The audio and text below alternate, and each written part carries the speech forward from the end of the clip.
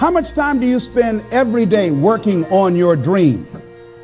In the last 90 days, how many books have you read?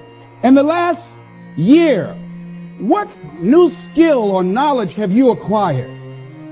What kind of investment have you made in you? You don't want it badder than you want to party. You don't want it as much as you want to be cool. Most of you don't want success as much as you want to sleep. Some of you love sleep more than you love success. And I'm here to tell you today, if you're going to be successful, you gotta be willing to give up sleep. There is no shortcut. There is no hack. There's no sweatless solution. You're gonna have to work. There is always weakness to work on. Always. A lot of them. Why would we allow ourselves to make easy excuses? Why would you allow that? Are you going to make today count? Because that's all you can control. And that's all that matters. It doesn't matter where you start, guys. It doesn't matter what talents you're born with. It's about where you finish. And this race isn't over. It's not over. You could still come in first in the marathon. But you gotta start today. You gotta start now. You have everything you have. Everything you need is inside you. But I realize that doesn't mean just because you don't think you're good enough doesn't mean you can't be good. Doesn't mean you can't be great. Doesn't mean you can't carry on. But it's not gonna always be like this. Your condition is not your conclusion. Nothing is impossible. So you have to decide before you leave, what's that first thing that's been impossible for you? I want you to attack it and overcome it. Because if you run from the adversity that you're going through today, you'll forever be at that level in which you're going through for the rest of your life. One day you'll look back on your life and appreciate the struggle and have nothing but gratitude for everything that happened along the way. And you come to recognize that in return, you're given the chance to earn the greatest edge of all, and one that can never be taken away. You have enough right now to change your life. You have enough right now to flip this world upside down. You have enough. You got enough power. You got enough anointing. You got enough grace. You got enough patience. You got enough gifting to make your money, get out of debt, get yourself together, and change everything about your world. Realize that you have the ability to make an impact. You have an opportunity to change that story in your head. Put yourself out there, because when you do, amazing things happen. The essence of life is growth. The essence of life is growth, to do the best you can. And here's what's interesting. Humans are the only life form that will do less than they possibly can. Humans are the only life form that will settle for less. Every other life form except human beings strive to its maximum capacity. How tall will a tree grow?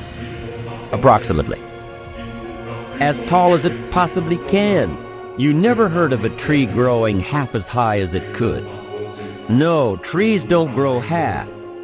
Trees send their roots down as deep as possible, stretch their limbs up as high as possible, produce every leaf possible and every fruit possible. As a matter of fact, you never heard of a human physically growing half. We keep growing until we're done. Now that's a part of life we can't control. It's genetically coded. And that's probably why we keep growing till we're done. Because we can't control that part.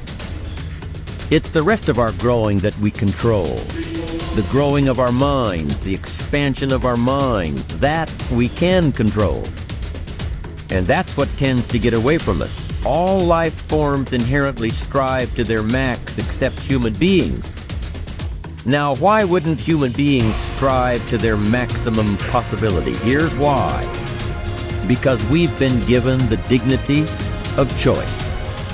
It makes us different than alligators and trees and birds. The dignity of choice makes us different than all other life forms. And here's the choice: to become part of what we could be, enough to get by, or to become all that we can be. My best advice for you is to choose the all. Earn all you can, make all the friends you can, read as many books as you can, develop as many skills as you can, see as much as possible, do as much as possible, make as much fortune as possible, give as much of it away as possible. The max. There's no life like it. I'm telling you, once I got on track, I've never looked back. Pick up the challenge. Go for it. Take the best of the two easies. Take the route of it's easy to get ahead. It's easy to do all you can. It's easy to succeed. It's easy to have financial freedom. The more you do, the more you get. See, if you're playing it safe, you're not going to win. If you're playing it safe, like that old saying, you know, you were taught when you're a little girl, better to be safe than sorry. Well, that's a bunch of crap. It's not better to be safe than sorry. It's by trying things that you figure out how far you can go. You got to get outside the box. Like it's reported, Edison tried 3,000 ways before he built the incandescent light. He said he didn't fail 3,000 times. He said there was 3,000 different steps to building a light bulb. Well, there's different steps to get to where you're going. And I really do treat winning and losing exactly the same. I do not let it upset me. Do you think that's a big part of why you're so successful? Well, it's part of why I enjoy it. Yeah, I think it is, because I'll try anything. Like if I'm into an idea, the idea of losing never enters my mind. See, I have worked with giants. I had the good fortune of working with Sir Edmund Hillary. He was the first man to stand on top of the world.